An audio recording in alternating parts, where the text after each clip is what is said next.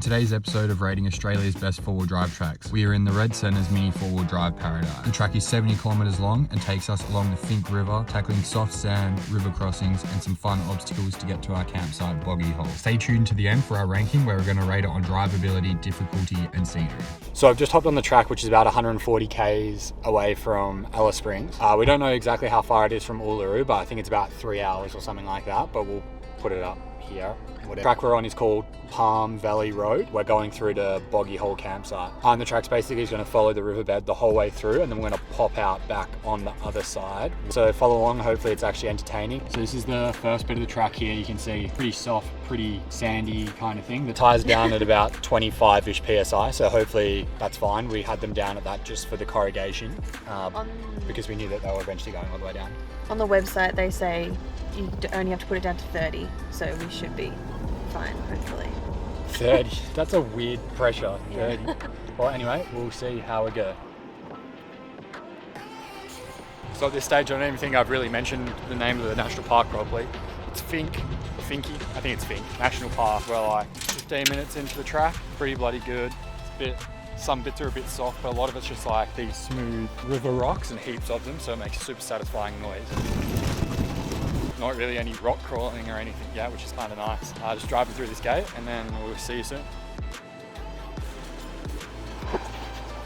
So first look at the river. At least we know there's water, so when we get to the actual campsite, should be a good amount of water. For the whole track, the main surfaces you're going to be driving on is soft sand, hence the name Boggy Hole. These river stones, you do a few little dips down into a few creeks, but always check the weather forecast because this place will change in a heartbeat. So I was just saying to Lauren about 5 minutes ago, I was like, oh, it's not boring, it's fun, it's good. Definitely better than all the other stuff we've been doing just on like corrugated roads and stuff. I was like, oh, a river crossing would be kind of cool. There's probably heaps of them in winter. And then we're driving and I was like, oh wow, that track kind of ends a bit abruptly. And someone really wanted to do a river crossing, but then I looked over there. There is like a bit of a chicken track, but it doesn't look super driven. Because this is why. Yeah, I think we have to drive across that. I don't know what the bottom's like there. It is hard. So we're gonna run this, which is gonna be great fun. And then I might put the drone up as well and just let it follow me in. Alrighty, so right now it's all happening. I'm just driving down to the edge of the river. Got the drone in the sky, Loz is on the bank. Alrighty, let's go for it. In nice and slow. I'm just gonna cruise through. What's that sticky? This is scary. Oh, that was sick. It was a little bit soft on the bottom, but still fine. Didn't have to really put the forward foot down, it was just doing its own thing.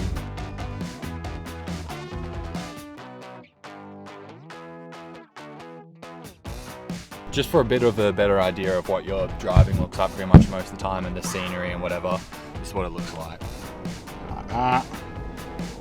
All around. And then the riverbed's just there. Sometimes you're obviously on it, but then for a good portion of it, you're just up on the edge here. So we're still going on forward. Just when I thought with a kilometre left it'll be fine, it's not fine. So this is the longest river crossing we've both ever done. I mean, it's not super far. Well, it's like probably 30 or 40 metres. But you can see they've put posts in the whole way down, and it pops out all the way over there. It goes in and out, I think like 2 or 3 times. Alright, so we're going for it. I've got the phone just here recording the front as well. What was he doing? Oh my goodness. Oh my god, like making little surfing waves. Oh, back into the water.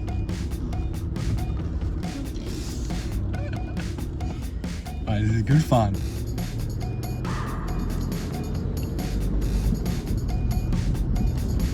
Imagine this if it was actually super deep. Those pebbles are boggy. We went out of the poles. We made it across.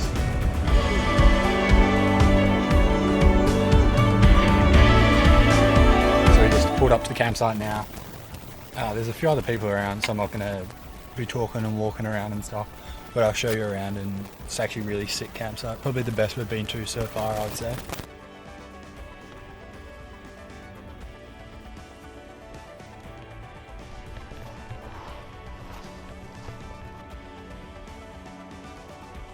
So it's now Monday and we're leaving Boggy Hole. We've been here for 2 days and now we're just going to continue on and see what the rest of the track is like, and hopefully it's not as bad as the first half. Well, it wasn't even bad, but Probably a lot more soft sand, maybe a few more river crossings, and probably a lot of pebbles. Absolute big idiot behavior. We started driving off and got like, I don't know, like 200 meters down the road.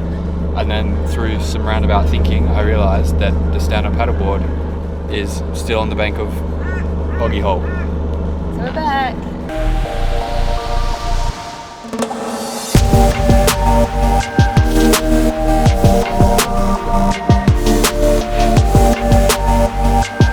So I've just pulled off a little track at another campsite.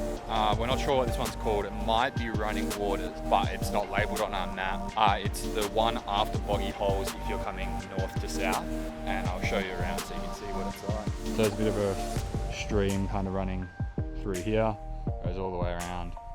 And then down there, I'm not sure, that side looks a bit deeper, so you could probably swim down there and then shallower that side. But yeah, it's a humongous campsite. And yeah, it's such a nice drive.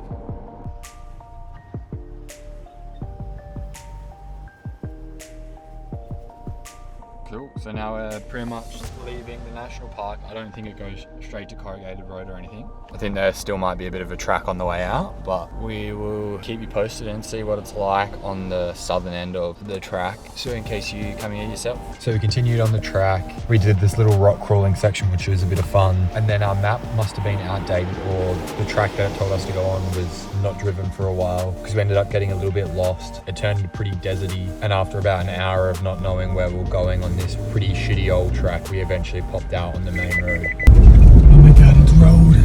So it's now a few months later, and I realized that I actually didn't start rating the track, so I'm going to do that now. For drivability, it's going to rank pretty high. There was a bunch of times where the track split off, so if there was a really boggy patch, you could see that someone had made a track to get around it. But then I think the only negative to it is that you're going to have to cross the river, and sometimes I imagine those river crossings that were there when it was really dry will be pretty deep. So I'm going to give it a 7 for drivability. For difficulty, when we were there again, it was really easy, but some locals that were there told us that it's pretty much the easiest the track has ever been. Sand was the hardest and the river crossings were really low. So for difficulty, I'm giving it a 5 maybe. If you have your tires down just below 20, you're going to cruise through it. But if you're going in any season with some more water, it is definitely worth going with other people. And then for scenery, I'll give it like an 8. It was pretty cool driving through what felt like a gorge the whole time. I didn't really do a great job of showing that, and the campsite itself is actually really cool. Yeah, I will put the total score here.